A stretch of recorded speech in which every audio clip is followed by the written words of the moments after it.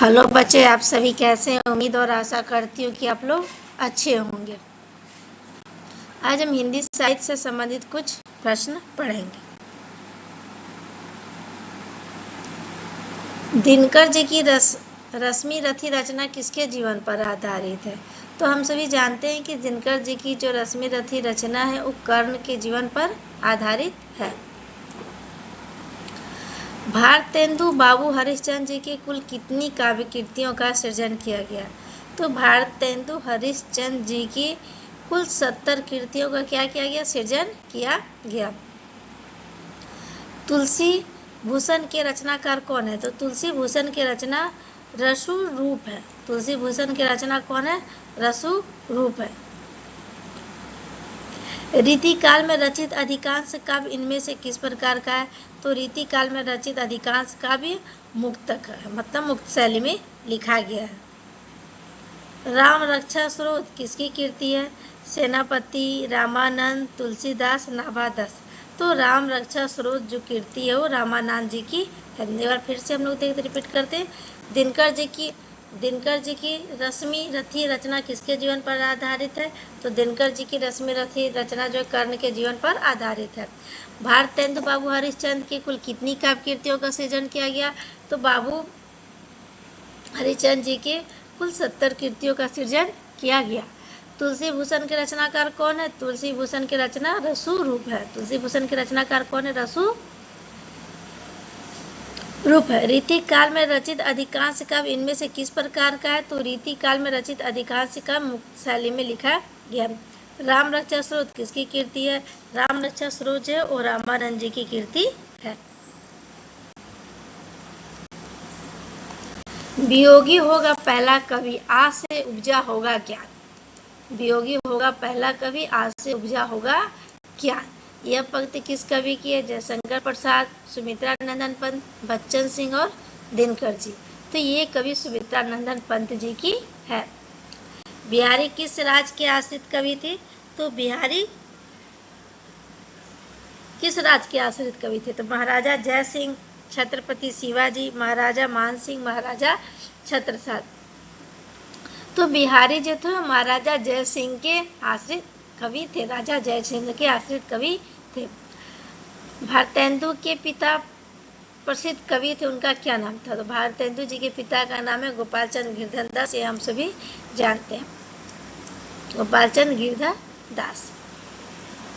भारतेंदु युग को किस अन्य नाम से जाना जाता है? तो भारतेंदु युग को किस नाम से जाना जाता है?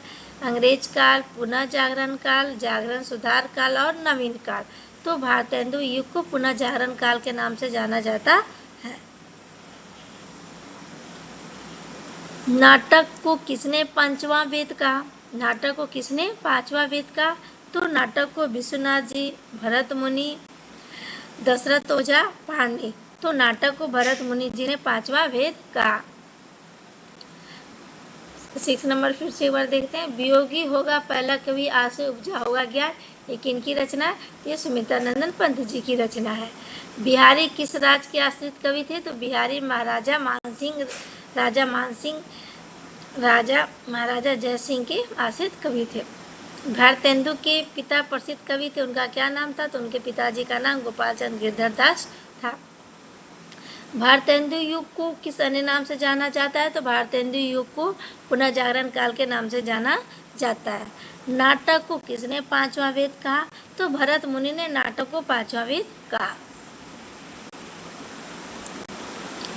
निराला जी का वास्तविक क्या नाम था?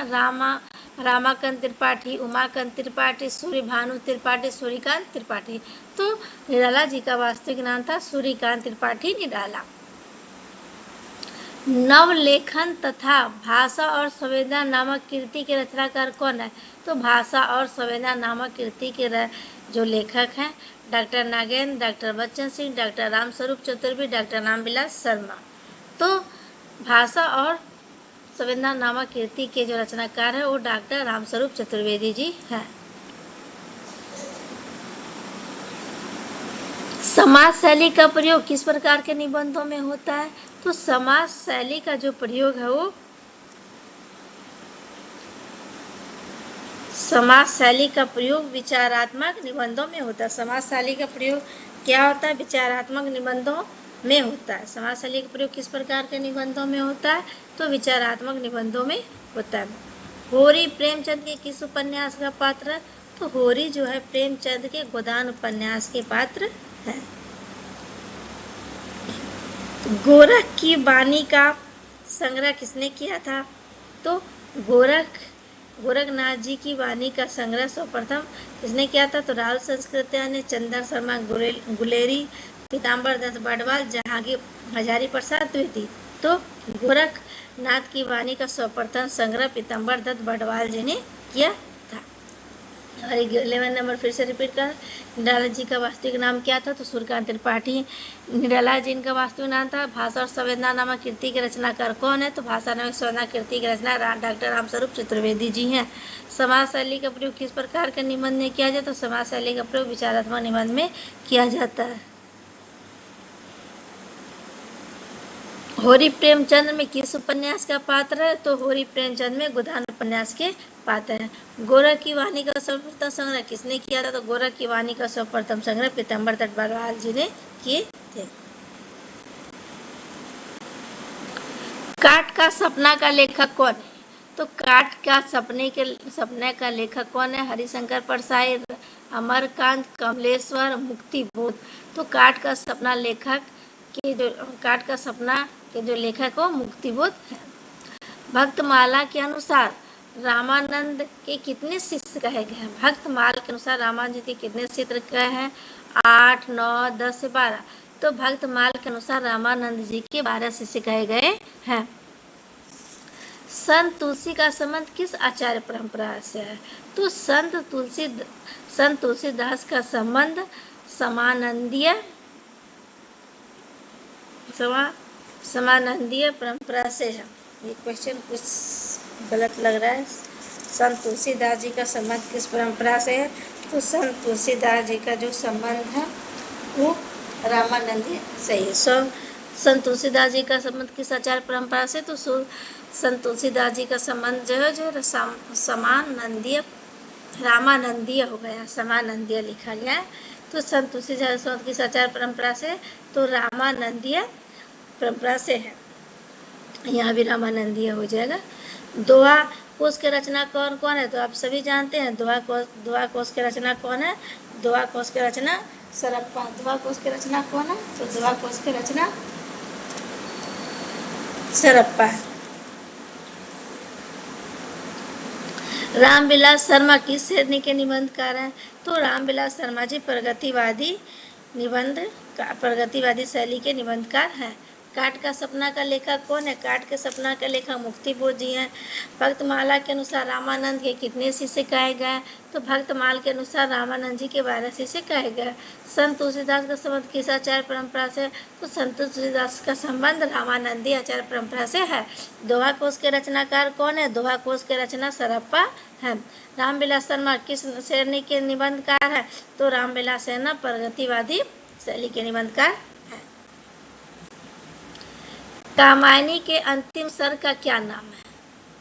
कामायनी के अंतिम सर्ग का नाम आनंद है ना। कामायनी के जो सर्ग है चिंता, आशा, ये सब से स्टार्ट होता है। ठीक, कामायनी का अंतिम सर्ग क्या है? आनंद।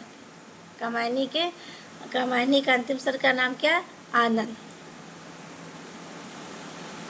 हरि गीत का छंद के प्रत्येक चरण में कितनी मात्राएं होती हैं? हरि गीत का छंद के प्रत्येक चरण में 28 मात्राएं होती हैं।